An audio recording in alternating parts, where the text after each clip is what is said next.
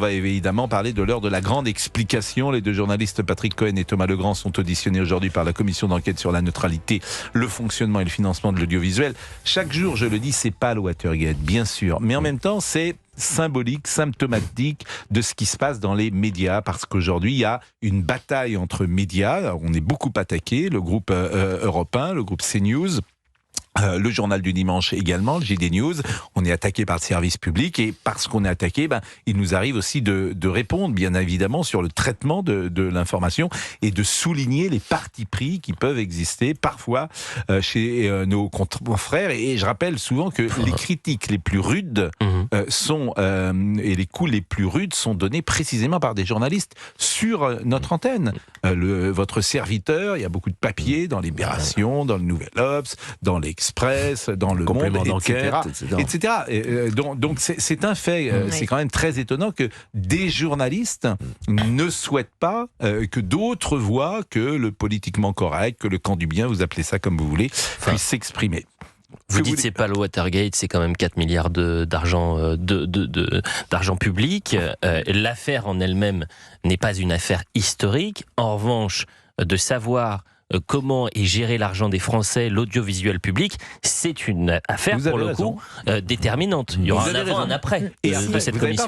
Et par exemple, j'ai appris quelque chose qui est absolument sidérant. 14 semaines de congés payés sur Radio France. Mais c'est même pas drôle. Donc les gens qui nous écoutent en ce moment, nous on est dans le privé. Donc Europe 1, c'est privé. Donc ça, Europe 1, il y a une convention, chacun, la signe de son côté. C'est pas l'argent public. Surtout, il n'y a pas 14 semaines. Il n'y a pas 14 semaines. Non. Mais on les prend pas, de toute façon, je sais pas. Oui, mais en revanche, est-ce que vous devez payer pour 14 semaines de congés payés, alors que la moyenne est de combien aujourd'hui? 5-6 semaines? 5 semaines. Légal, 5 semaines. Donc 5 semaines, moi, je suis désolé, je propose que Radio France passe à 5 semaines. C'est 3 fois plus, vous vous rendez compte? Il n'y a pas de 14 à 5. Il n'y a pas, écoutez, j'ai pas envie de payer. Je n'ai pas envie de payer pour Radio France. Je suis désolé. Pas de compensation d'heures nocturnes ou de supplémentaires, je ne sais pas, il faudrait voir de près. Ça. Non, c'est des journées de récup. Alors ça, non, mais les récupérations, non, mais là, on parle de congés payés. Alors, c'est pas normal. Georges Fenech, c'est ce que je disais. Georges Fenech. C'est pas normal. 14 semaines de congés payés, je pense que c'est un record, c'est une convention du service public. 14 semaines pour les journalistes. Je dis qu'effectivement, il faut revenir sur cette convention parce que c'est l'argent des Français. Vous mettez combien alors? Mais à un moment où il faut... Les efforts, c'est toujours pour les autres. Donc, ces gens nous parlent toujours des privilégiés. Ils dénoncent parfois ce qui peut exister dans la société française. Ils sont plutôt effectivement orientés à gauche, et ils soulignent les riches, les privilèges, qu'il faut augmenter, parfois faire payer davantage certaines catégories sociales. J'entends cela sur les antennes de France Inter. Eh bien, qu'ils commencent par balayer devant leur porte, et de 14 semaines, ils passeront à 5. Ça leur fera Charité bien ordonnée commence par soi-même. Vous allez vous faire des amis à Radio France. Pascal, vous allez vous faire des amis. Mais je n'en avais pas déjà. Je pense que c'était terminé. Mais si, vous avez des amis à Radio France. Un grand reporter de France Télévisions m'avait dit France Télévisions et Radio France, c'est Hollywood géré par la Sécu. Oui, mais qu'est-ce que vous voulez que je dise? Ils sont très très aimables, nos amis. Alors Patrick Cohen a pris la parole dès 14h30. Il est revenu d'abord sur cette fameuse vidéo dont vous vous souvenez, cette vidéo dans un café qui avait été, c'était l'Incorrect, qui avait... et Arthur de Vatrigan qui s'est retrouvé le patron de l'Incorrect devant les policiers pour cette vidéo quand même. Qui a effectivement montré ces images à l'antenne. Écoutons Monsieur Cohen ce qu'il en dit. Une vidéo tournée à mon insu et dans laquelle je ne dis rien ou presque rien, bien que je considère qu'un journaliste n'est responsable et redevable que de ce qu'il dit, écrit et publie, bien que l'impartialité ne se mesure pas dans les bistrots ni dans les chambres à coucher. Ou alors, c'est qu'on a basculé dans un autre régime politique. Nonobstant le fait que ces vidéos font l'objet de 3 procédures judiciaires distinctes, je répondrai à vos questions et à l'émotion incontestable suscitée par ces images. Émotion amplifiée par une opération de propagande sans limite, visant à dénigrer, à détruire le service public que je représente. Bon, ça, c'était le premier passage. Que dit-il sur les méthodes d'Élise Lucet quand elle enregistre il a été interrogé par Charles Aloncle. Ou quand Laurent Wauquiez a été enregistré à son insu dans un amphithéâtre de l'école lyonnaise. Au contraire, il avait dit que c'était d'intérêt public et que c'était intéressant. Donc, il y a 2 poids 2 mesures là. Sur Brigitte Macron aussi, j'aimerais bien l'entendre. C'est ce que Charles Aloncle a souligné. Alors, Charles Aloncle est tout à fait remarquable. Il est attaqué en ce moment. Oui, c'est normal. C'est le rapporteur de cette commission d'enquête. Il est tout à fait remarquable. Il est très précis. Il pose des questions vraiment avec beaucoup de qualité. Il veut connaître l'avis de M. Cohen sur certains points. Et c'est ce qu'il s'est évertué à faire durant le temps que je l'ai vu. Puisque maintenant, est-ce que M. Cohen est toujours en audition? Je demande à l'ami Laurent Tessier. Ou est-ce que son audition est terminée? Oui, il est toujours en train de répondre aux questions. Et donc, ça doit faire maintenant près de 2 heures qu'il répond aux questions. Et ensuite, ce sera Thomas Legrand. C'est bien cela? Exactement, qui est arrivé à l'Assemblée. Eh bien, il est 16h12. On va marquer une pause. Et vous pouvez, pourquoi pas, nous appeler comme vous ne le faites plus depuis une quinzaine de jours. Puisque malheureusement, ça va me retomber le dessus, standard... Ça. Mais oui, Olivier Guénec. Ça va me retomber dessus, vous le savez. 01 80 20 39 21. Je crois que le dernier téléphone qu'on a eu, c'est José. C'est pas à juste titre. Oui, je crois que c'est José qu'on a eu il y a 3 semaines ou 15 jours. C'était un bon moment. Oui, je suis d'accord avec vous. Mais bon, on va tenter. On peut retenter. Hein. Non, mais soyez gentils. Il y a des auditeurs qui nous écoutent quand même et ils ont envie de... Je vous en prie, Georges nous écoute. Il est en train de rendre, Georges. N'hésitez pas à cracher si vous le souhaitez dans les micros. Excusez-moi. Non mais je vous en prie, il y a pas de... on est chez nous. Il est 6h13. Et on revient sur cette vidéo donc du mois de juillet. Je vous propose d'écouter Patrick Cohen. C'était tout à l'heure. Il rapportait ce qui s'est passé. Il dit c'est juste un café. Aux citoyens, auditeurs ou téléspectateurs qui ont pu être surpris ou choqués par ces pratiques, je dis simplement, imagine-t-on des spécialistes santé ne pas rencontrer de médecins ou des journalistes chargés des crimes et délits ne pas voir de policiers. Ce jour-là, 7 juillet, il s'agissait d'un café, 5,80 € pour 2 cafés, payés de ma poche, à l'occasion d'un rendez-vous que nos 2 interlocuteurs politiques avaient sollicité, pas tellement pour nous livrer des informations et pour discuter d'un positionnement, d'une stratégie que nous avions l'un et l'autre assez vivement critiquée. Bon, manifestement, c'est contredit par les propos qui sont échangés. On rappelle qu'on entend Monsieur Legrand dire Madame Dati, on va s'en occuper avec Patrick. Bon, donc et tout à l'heure l'audition a tourné pendant de nombreuses minutes autour de cela. Charles Aloncle lui dit voilà, vous avez dit ça. Alors Monsieur Cohen il dit, nie cette phrase en plus. Voilà, il nie. Donc tout ça n'a pas beaucoup de sens puisque les gens l'entendent. Les gens ont vu, bien évidemment. Ils ont entendu, donc ils se sont fait leur opinion. Patrick Cohen toujours cette fois sur Rachida Dati. Un peu plus de 15 jours avant ce rendez-vous, le 18 juin précisément, la ministre de la Culture, Rachida Dati, m'avait sauté à la gorge dans un geste d'intimidation sans précédent de la part d'un membre du gouvernement en direct sur le plateau de C'est à vous, en me menaçant d'un article 40, j'attends toujours, pour avoir eu le culot de l'interroger sur des paiements de 300 000 € qu'elle aurait reçus de GDF Suez quand elle était eurodéputée. J'attends toujours la réponse, mais la justice, semble-t-il, est en train de s'en occuper en ce moment même.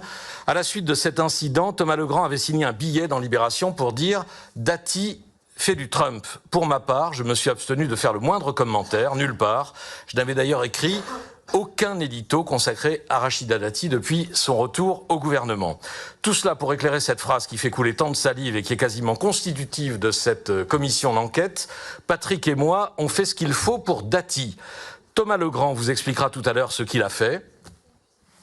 Non, ce qu'il a fait. Du journalisme. Là, manifestement, il y a eu un petit... c'est terminé. Non, c'était comme ça. C'était comme ça. Donc, c'était comme ça. Donc, il y avait un petit temps d'arrêt. Il a laissé un blanc volontairement. Et c'est pourquoi j'ai été surpris. Bon, cette phrase, effectivement, elle est claire pour tout à chacun. Et c'est bien la difficulté pour Monsieur Cohen de la justifier ensuite. Donc, il n'est pas utile, je pense, de la commenter plus que ça, Gauthier Lebret. Non, mais la question, ça n'a jamais été la question du café sur lequel il parle. Ça n'a jamais été la question du café. Évidemment, des journalistes, des jeunes, avec des politiques, prennent des cafés, avec des ministres. La question, c'est cette phrase qu'il ne condamne pas. Voilà, qu'il ne condamne pas, prononcée par Thomas Legrand. On fait ce qu'il faut pour Rachida Dati. Donc, et je rappelle que sur la vidéo, moi j'ai dit dès le premier jour que j'aimais pas ces méthodes, mais le service public a fait de ces méthodes un concept avec leurs émissions, que ça soit d'Élise Lucet, de Tristan Valex qui enregistre des conversations au téléphone en faisant croire qu'ils ne le font pas et qu'ils les diffusent ensuite. Donc ils passent leur temps à faire cela. Et bien sûr, ils passent leur temps à faire vous avez cela. été victime mais de ça. l'autre jour, je pourrais porter plainte, je ne l'ai pas fait. Vous savez que j'ai jamais porté plainte contre personne. Et pourquoi vous ne le faites pas? Parce que ça n'a aucune importance. D'accord. Voilà, ça n'a aucune importance. Donc, Et vous ne saviez évidemment pas que vous étiez enregistré à ce moment-là.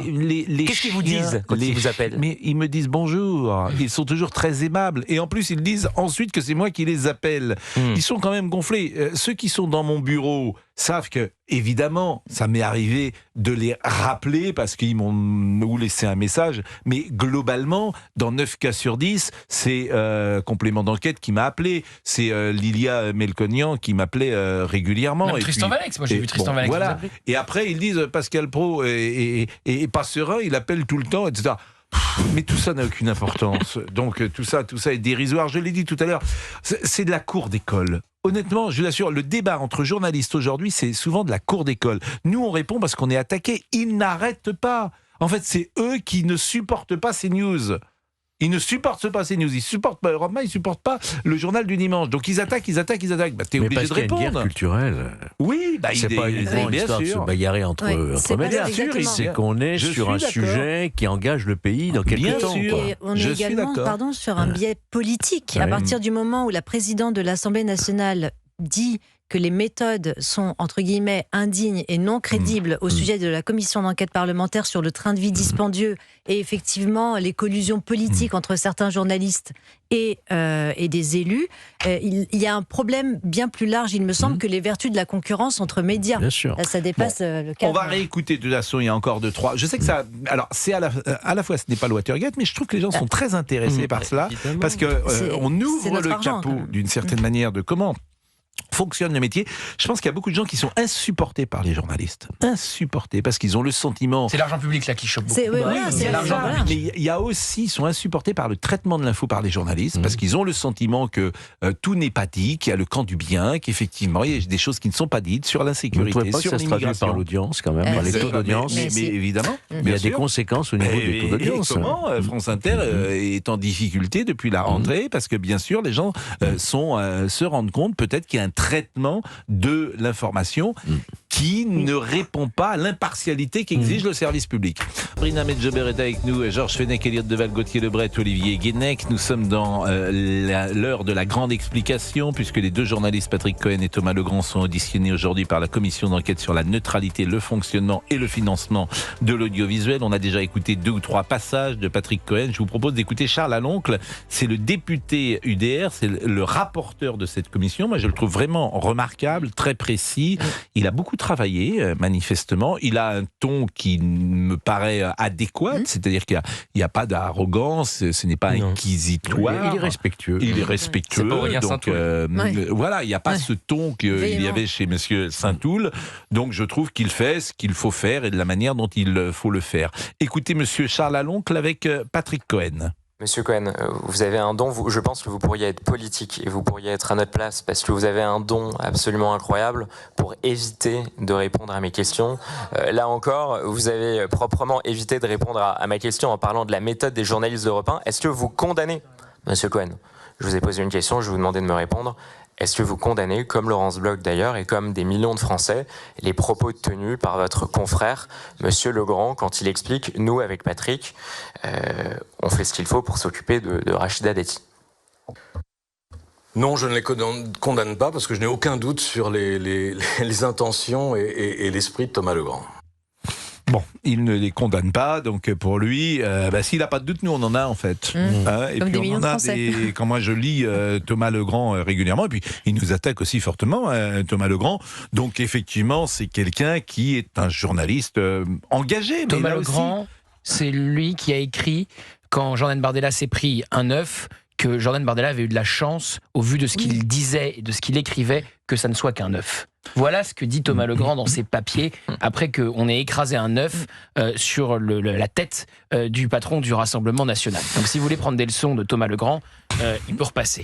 Patrick Cohen, cette fois sur un édito autour de la mort de Thomas à Crépol, et vous vous souvenez de la polémique. J'ai fait un papier à l'époque dont vous avez cité quelques extraits, d'ailleurs tronqués. Je n'ai jamais qualifié les amis de Thomas de néo-nazis. Je parlais des militants d'ultra-droite, une centaine descendus en représailles à Romans-sur-Isère, qui étaient cagoulés, armés de barres de fer. Voilà. C'était des proches de Thomas ? C'est pas possible. Enfin, écoutez. Non, dans mon papier, non, j'ai parlé d'une centaine de militants d'ultra-droite. Écoutez, j'ai mon texte sous les yeux, hein. Bon, enfin bref. Bon, comme il dit, enfin bref, mais manifestement, il y avait un parti pris, et d'ailleurs, il y a eu un rappel à l'ordre. Voilà, c'est surtout ça, c'est l'ARCOM, le gendarme. L'ARCOM a dit, exactement, a dit un rappel. Et il a dit tout à l'heure une chose qui n'est pas juste, il a dit que moi-même, j'avais eu un rappel à l'ordre, ce qui n'est pas vrai. Moi, c'était un appel à vigilance, ce qui n'est pas du tout la même chose, c'est le plus bas niveau d'intervention de l'ARCOM. Et ce n'était pas... il a dit qu'il y a eu 2 rappels à l'ordre qui avaient été faits au moment de Crépol, et il m'a cité, donc je me permets de répondre à monsieur Cohen, que j'ai peu rencontré d'ailleurs dans ma vie. C'est-à-dire que Patrick Cohen est auditionné pour France Télévisions et France Inter, pardonnez-moi, et il m'a cité à plusieurs reprises, mais c'est... Comment vous dire, nous aussi, il est clair que nous aussi, nous les citons. Nous avons parlé de cette vidéo du service public, mais nous avons parlé de cette vidéo d'abord parce que c'est l'argent des Français, ce qui est quand même une différence. Et puis, je répète que les coups les plus rudes contre CNews, contre Europe 1, sont souvent donnés par des journalistes. Elliott Deval. Vous me permettez juste une chose, on a parlé et relayé cette vidéo au moment où c'est devenu un fait politique, puisque c'est au moment où Rachida Dati a réagi bien sûr. Sur Twitter en demandant à ce que les responsables puissent éclaircir tout ce qui s'est passé. Une fois que Rachida Dati a parlé, tous les responsables politiques ont réagi, de gauche comme de droite. Mais donc il faut juste remettre ça dans le contexte. Mais cette vidéo, peut-être qu'il l'avait depuis bien longtemps, elle était relayée sur les réseaux sociaux, c'était un vendredi, ça avait déjà fait des centaines de milliers de vues le vendredi. Personne n'en avait parlé sur notre antenne. Sûr. Et le samedi matin, une fois que Rachida Dati, puisque ça devient un fait majeur, c'est la candidate au municipal à Paris, ministre de la Culture, qui réagit, ça devient ensuite une information politique à traiter. Vous avez parfaitement raison, cher Elliott Deval. Patrick Cohen regrette-t-il son édito sur Crépol ? La réponse, il y a quelques minutes. Quand vous avez constaté l'émotion qui a été suscitée, notamment chez les proches de Thomas dans les jours qui ont suivi votre édito, est-ce que vous l'avez regretté, simplement ? J'ai été effectivement impressionné par la somme de réactions. Il faut dire que c'est le premier raid médiatique que j'ai subi. J'en ai subi beaucoup d'autres depuis, de la part des médias Bolloré, et notamment de CNews. Et j'ai été très très impressionné par la somme des réactions effectivement sur ces médias et sur les réseaux sociaux. Et j'ai fait une petite vidéo, une interview, je crois à l'époque à France Info, pour dire j'aurais peut-être dû être plus prudent dans mon expression. Le raisonnement intellectuel, et pardonnez-moi, il est quand même compliqué. La question, c'est est-ce qu'il regrette ? La question qui est posée, c'est est-ce que vous regrettez parce que potentiellement, en travestissant la réalité, il a pu heurter la famille de Thomas. Comme le livre ensuite. Comme le livre. Donc d'aller dans un premier temps dans sa réflexion de parler d'un raid. Excusez-moi, mais tout ça est faux, je vous assure, il a cité les bandeaux sur CNews. Tout ça est faux, il a dit qu'on en avait parlé pendant 15 jours, matin, midi et soir. Tout ça est faux dans une émission, les gens qui nous écoutent savent qu'on en parle de temps en temps. Il n'était pas ciblé, comme il le dit, mais... Non mais dans ce cas-là, le complément d'enquête, est-ce un raid contre notre groupe ? Les 4 articles sur vous, une de presse, est-ce un raid contre notre groupe ? Mais c'est l'inversion accusatoire, c'est classique. J'entends dans l'expression, vous permettez ? J'entends dans l'expression les médias Bolloré. Ça, j'ai du mal à le supporter. Il y a une espèce de mépris, une espèce d'arrogance, voyez-vous. Nous, et souvent je vous entends dire, moi, les médias Bolloré. On a l'impression qu'on nous jette... De diaboliser plus, voilà, le terme de diaboliser est plus... Mais alors que vous-même, vous dites par le service public, vous dites c'est bien qu'il y ait un service public, vous n'avez jamais prétendu vouloir disparaître le service public. Je ne pense pas. Non, j'aimerais qu'il y ait plus de pluralisme et d'impartialité. Voilà. Je pense qu'on a besoin d'un service public fort. Il était fort dans les années 70. Est-ce qu'il faut autant de chaînes ? Est-ce qu'il faut autant de chaînes ? Je pense qu'il ne faut pas autant de chaînes. Je pense qu'aujourd'hui, ça pourrait être limité. Il y a 4 milliards et 14 semaines de congés payés pour tous ces gens. Et quelques frais de bouche. Je pense que 4 milliards, c'est plus possible. France Info, par exemple. Voilà, 4 TV. milliards. Ben oui, qui ne fait pas un téléspectateur. Effectivement, France TV. Et puis les radios locales, tout ça peut. Vous voulez privatiser, vous ? Je pense qu'il faut remettre à plat tout cela. Oui, et aujourd'hui, vous le voyez bien, il y a une dérive, ça coûte 4 milliards et 14 semaines de congés payés. Donc ça suffit. Il est 16h41. On va marquer une pause. Comment ça se passe de l'autre côté de la régie, chers camarades ? Ça se passe très bien dans ce nouveau studio. Nous sommes fort bien installés. Mais on est bien dans ce studio. Très bien. On est très bien. Oui, ça c'est vrai, je suis d'accord. Il y a une atmosphère ici. Il y a une atmosphère. Atmosphère. Alors, je crois, chers camarades Tessier, que l'audition de Monsieur Cohen est terminée. Oui, c'est terminé il y a 5 minutes. Nous attendons Thomas Legrand. Donc c'est Monsieur Legrand qui va prendre la parole. Et nous, il nous reste 2 passages à écouter sur Monsieur Cohen, je crois. Oui, sur ses salaires. Sa situation contractuelle. D'accord. On parlera de la vôtre. Ça sera moins intéressant que là. Il y a du lourd. À tout de suite. Pascal Pro et vous, 16h-18h, c'est sur Europe 1 que ça se passe. On parle donc de cette commission d'enquête sur la neutralité, le fonctionnement et le financement de l'audiovisuel public. On va écouter une nouvelle fois Patrick Cohen, cette fois-ci sur la situation contractuelle qu'il a, puisqu'il est à la fois sur France Inter et également sur France 5. J'ai un contrat de saison avec France Inter et comme vous le savez, monsieur le rapporteur, tous les salaires du service public sont versés à la commission, je crois à la commission de la culture, sont disponibles. Le contrôleur budgétaire et financier, vous parlez des salaires ? Auprès du Parlement, oui, des salaires, oui. Oui, c'est le contrôleur budgétaire et financier qui valide les salaires, oui. Et pour ce qui est de C'est à vous, je n'ai pas de contrat avec France Télévisions, mais avec Media One, c'est un contrat privé auprès d'une entreprise privée. Et vous ne voulez pas nous donner les montants de ces contrats, enfin votre rémunération totale au titre du service public ? Elle n'est pas totale au titre du service public, et non, je crois que je n'ai pas à vous donner ici le montant de ma rémunération et de mon contrat auprès de Media One. Bah si, parce que c'est biaisé, puisque Media One a un contrat avec France Télévisions. Donc là, c'est vraiment biaisé. Alors, je comprends qu'il ne veuille pas donner sa rémunération. Si on me la demande, moi, je ne la donne pas non plus. Travailler dans le privé, c'est mais je suis d'accord avec vous. Mais je suis d'accord. Mais c'est jamais agréable de donner sa rémunération, quel que soit l'argent qu'on gagne. C'est pas quelque chose dans la société française qui est courant. Donc, je peux le comprendre. Simplement, c'est à ce moment-là, peut-être à Media One ou à France Télévisions, moi, je veux savoir, parce que là où il se trompe, c'est pas privé. Il dit c'est une société privée. C'est vrai que c'est une société privée, Media One, mais cette société privée est en lien avec une société publique. Donc je suis désolé, c'est de l'argent public. Donc comme j'imagine à peu près le niveau de rémunération, c'est très cher en fait. Et on n'a pas, nous, à payer l'émission de France 5. Je suis désolé de vous le dire, on n'a pas à payer ça. On n'a pas à payer ce niveau de rémunération. Ou alors qu'en face de Patrick Cohen, il y ait par exemple Charlotte Dornelas. Qu'elle reste chez nous, bien sûr. Mais même Charlotte Dornelas n'est pas payée c'est autre chose. Ce niveau de rémunération. Non, mais il y a quelque chose qui ne va pas. Vous ne pouvez pas faire une émission sur C'est à vous. Là, on n'est pas. Là, on est dans des émissions de divertissement. Les Français n'ont pas à payer les émissions de divertissement de Monsieur Cohen. Vous avez une idée de ce...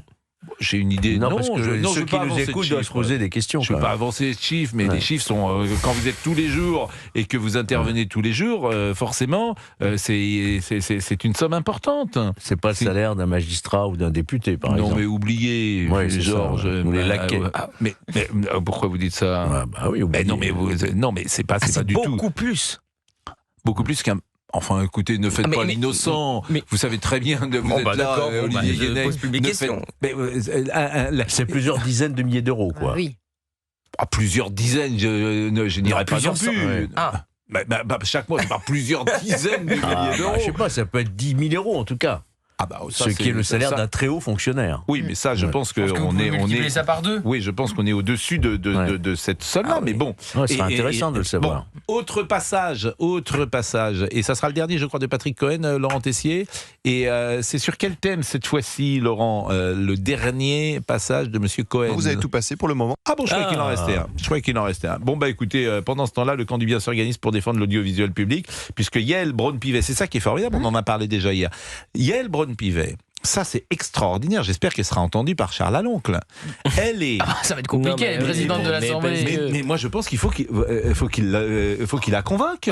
Je sais pas si c'est possible. Non, je suis d'accord avec Pascal. Madame Braun-Pivet, et hier matin sur France Inter, le matin où la directrice générale de France Inter est entendue l'après-midi dans une commission d'enquête. C'est vrai. Je suis désolé de vous le dire.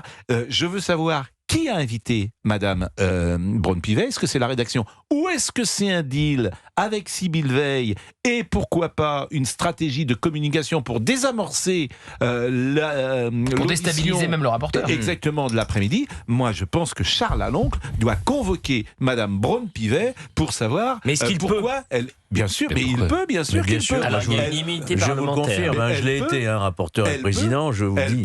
Moi, écoutez ce que dit Madame Braun-Pivet. Enfin, c'est invraisemblable. Pardonnez-moi. C'est imaginable, par exemple, dans une commission sénatoriale aux États-Unis. Mais évidemment. Jamais. Je crois que pour convoquer quelqu'un, il faut l'accord aussi du président de la commission d'enquête. Mais il et doit... le président Horizon, il convoquera jamais Yael Braun-Pivet. Madame Braun-Pivet, mais vous m'avez pas écouté ce matin, manifestement. N'avez pas écouté mon entrée parce que c'était le sens de je pensais que vous découpiez ce que bien sûr que je me le repasse dans la journée. Puis je mets des écouteurs à ma femme quand elle me parle au déjeuner, je dis attends, mais tais-toi s'il te plaît, j'écoute Pascal. Et le soir, en rentrant à minuit, je me remets un petit coup dans des pros. Je suis un peu déçu. Écoutez Madame Braun-Pivet sur France 1. C'est juste en fait, il se croit tout permis. La Macronie se croit tout permis. C'est une atteinte à l'indépendance de la commission. Écoutez. Parfois, les commissions d'enquête peuvent être dévoyées ou utilisées à des fins politiques. Il faut faire attention parce que c'est un formidable outil de contrôle du Parlement sur l'action des pouvoirs publics. Et donc, il faut veiller au respect des règles. Et les rapporteurs, les présidents doivent le faire. Donc, effectivement, les live tweets, le fait que des personnes auditionnées ou qui vont l'être soit l'apprennent par voie de presse interposée avant même de recevoir une convocation. On voit bien que parfois les auditions sont compliquées. Donc moi, j'appelle en tout cas chacun, le président et le rapporteur, à essayer de garder le maximum de dignité à cette commission d'enquête. Il en va de la crédibilité des travaux du Parlement. Vous leur avez dit, vous avez échangé à ceux qui animent cette commission d'enquête? Alors je suis en train effectivement de rappeler à l'ordre le rapporteur pour lui demander effectivement de revenir à un respect de nos règles et de nos usages, de telle sorte que la crédibilité de la commission d'enquête ne soit pas remise en cause. Elliott Deval, que vouliez-vous dire ? Petite parenthèse sur ce qu'elle dit sur les fameux live tweets. Il s'avère que Charles Aloncle est souvent attaqué parce qu'il relaie les séquences sur les réseaux sociaux. Il a une équipe parlementaire qui suit attentivement. J'imagine que ça se passe comme ça et c'est relayé. Il s'avère que le président de la commission lui avait fait une petite remarque là-dessus. Ouais. Je suis sur le compte Twitter de Jérémy Patrier-Létus qui fait exactement la même chose. Donc, c'est comme Yael Braun-Pivet. Yael Braun-Pivet, elle accuse Charles Aloncle de faire fuiter dans la presse les convocations et elle dit elle-même dans la presse sur France Inter qu'elle va le rappeler à l'ordre alors que Charles Aloncle n'était pas au courant et qu'il n'a jamais reçu le courrier. Donc c'est faites ce que je dis mais faites pas ce que je fais. Et puis Yael Braun-Pivet, encore une fois, je suis désolé, elle a rappelé à l'ordre ce rapporteur, elle a rappelé à l'ordre Quentin Bataillon qui était le rapporteur dans la commission d'enquête dans laquelle vous étiez interrogé, Pascal. Elle n'a jamais rappelé à l'ordre Monsieur Saint-Toul, le commissaire politique Aurélien Saint-Toul. Lui, il a le droit de la France insoumise et il était beaucoup plus offensif que Charles Aloncle à l'endroit du service public. Évidemment, vous avez parfaitement raison et c'est ce que nous disions ce matin si vous nous aviez écouté. La menace de sanction proférée hier par Mme Braun-Pivet. Il est vexé, non. La susceptibilité et la sensibilité des faibles. N'oubliez jamais cela. La menace de sanction proférée hier par Mme Braun-Pivet sur l'antenne de France Inter et c'est Mme Le Pen qui a parlé. Mme Le Pen qui sera sur l'antenne d'Europe 1 ce soir entre 21h et 22h sur l'antenne d'Europe 1 mais sur l'antenne de CNews également. Et elle dit la menace de sanction proférée hier par Mme Braun-Pivet Pivet sur l'antenne de France Inter à l'encontre du rapporteur de la commission d'enquête sur le service public de l'audiovisuel, alors que les débats de cette commission sont en cours, s'analyse en une pression intolérable sur la liberté des parlementaires qui y participent. De la part de la présidente de l'Assemblée nationale, c'est une violation très grave du mandat qui lui a été accordé, dont le cœur est précisément de défendre la liberté des députés. Certains seraient même fondés à trouver cela indigne. Surtout que cette commission, elle se passe bien. Les seuls moments où il y a des grandes tensions, c'est quand vous avez des députés là-bas. Vous avez la séquence Soudet. Mais ils ne sont pas habitués. Ils ne sont pas habitués, le camp du bien, à recevoir des critiques et à écouter des discussions. Vous savez, tout ça se faisait... C'est une révolution. Il faut bien comprendre que Monsieur Cohen, qui est interrogé pendant ils n'étaient pas ennuyés. Ils n'étaient jamais ennuyés. Ils faisaient ce qu'ils voulaient, Sabrina Medjeber. Non, mais je suis entièrement d'accord avec ce qu'a dit Gauthier, c'est-à-dire qu'il y a un deux poids deux mesures assez flagrant dans les propos de Madame Yael Braun-Pivet. Elle s'érige en médiacrate au nom du camp du bien, au nom de la dignité, de la crédibilité.